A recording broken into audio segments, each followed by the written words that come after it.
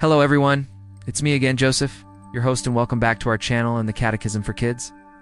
Today, we're diving into a beautiful spiritual practice that can transform the way you and your catechism. Students engage with the Bible. It's called Lectio Divina. Have you ever felt like you read the scripture, but the words just don't seem to sink in? Or maybe you're looking for a way to make catechism class more engaging and personal for your students? If so, you're in the right place. Lectio Divina is a powerful tool that brings the scriptures to life, turning passive reading into an active, heartfelt conversation with God. So what exactly is Lectio Divina? The name might sound a bit formal, but the practice itself is wonderfully simple and profound. Think of it as divine listening. It's a modern adaptation of a very ancient Christian tradition called Lectio Divina, which means divine reading. For centuries, monks and laypeople have used Lectio Divina to prayerfully read scripture, allowing God's word to penetrate their hearts and minds. Lectio Divina takes this timeless practice and adapts it for our modern, often auditory world. Instead of just reading the text, we listen to it being read. This simple shift can make a world of difference. It allows the words to wash over us, helping us to catch nuances in tone and rhythm that we might miss when reading silently. In a catechism setting, it's a fantastic way to quiet the room, focus everyone's attention, and create a sacred space for encountering God together.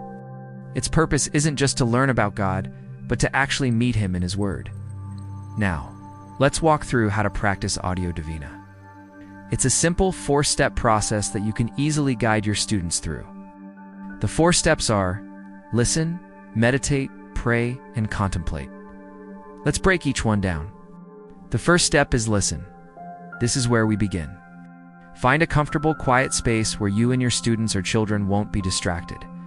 You can play a recording of the chosen scripture passage. It could be from a Bible app, a website, or even a recording of your own voice. The key here is to encourage active, attentive listening. Ask your students to close their eyes and simply let the words flow over them. The goal in this first listening is not to analyze or dissect the passage, it's simply to hear it. Encourage them to listen for a word or a short phrase that seems to stand out to them, something that catches their attention or resonates in their heart. It doesn't have to be the main point of the passage. It could be a single, simple word.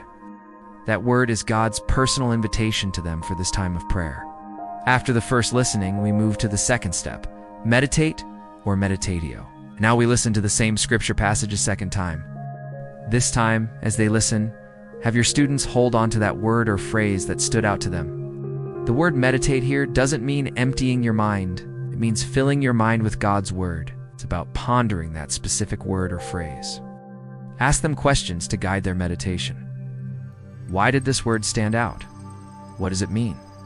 What images or feelings does it bring to mind? How does it connect to my life right now?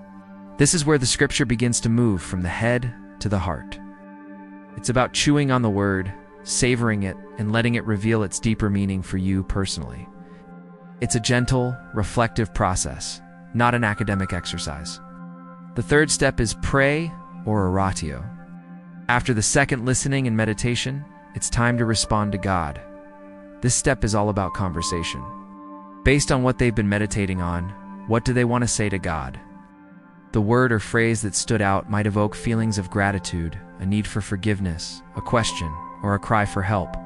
Prayer is our honest response. Encourage your students that there's no right or wrong way to do this. They can speak to God from the heart, either silently or by writing in a journal. This is where the personal relationship with God is nurtured.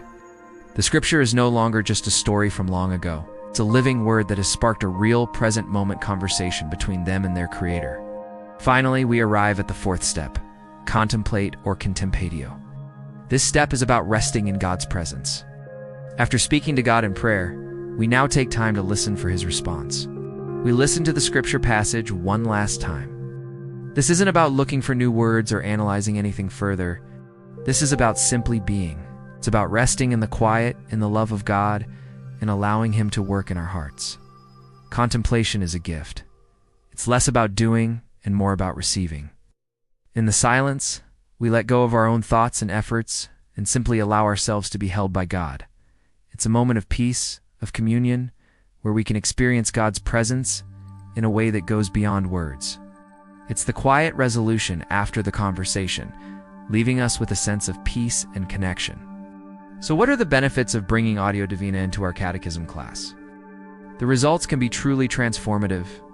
First, it leads to a much deeper understanding of Scripture. Instead of just memorizing facts or stories, we all can begin to see how the Bible speaks directly to our own lives. The stories become personal, and the teachings become relevant.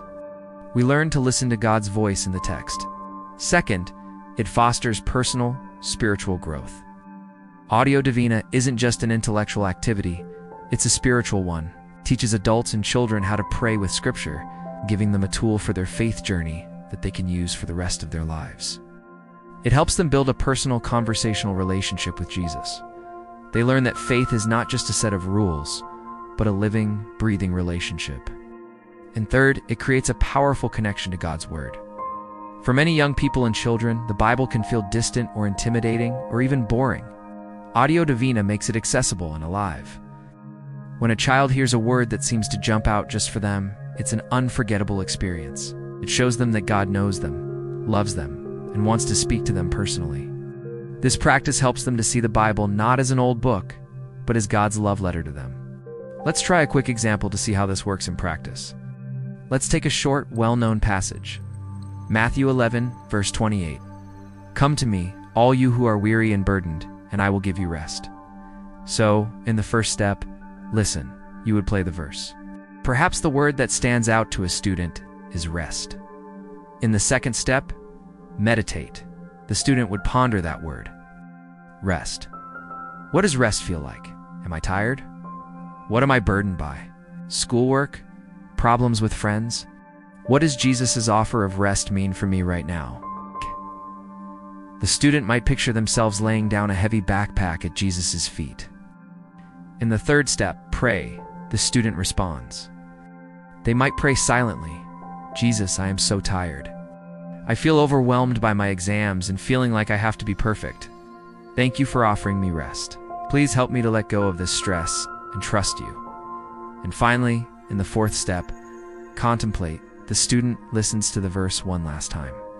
"Come to me, all you who are weary and burdened, and I will give you rest." This time, they don't analyze it. They just let the feeling of peace and relief wash over them, resting in the promise they just heard and prayed about. They simply sit in the presence of the one who offers them rest.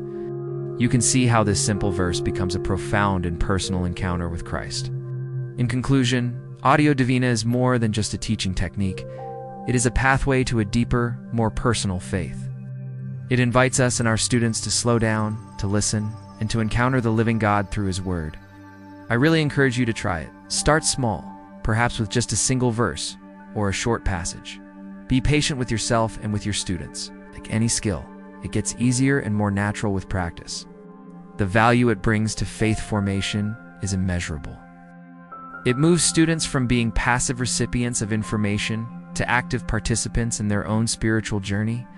It equips them with a lifelong tool for prayer and discernment.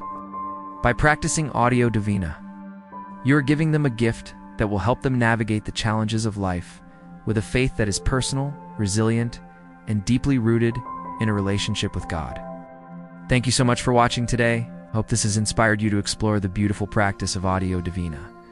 If you try it in your home, your class, or in your own prayer time, I would love to hear about your experience in the comments below. Don't forget to like, share this video, and subscribe for more content on deepening our faith. Please also consider becoming a member of our channel or making a one-time donation through Super Thanks to support us and our mission. Take care, everyone. Stay safe and healthy as usual. God bless you always, and I'll see you in the next one.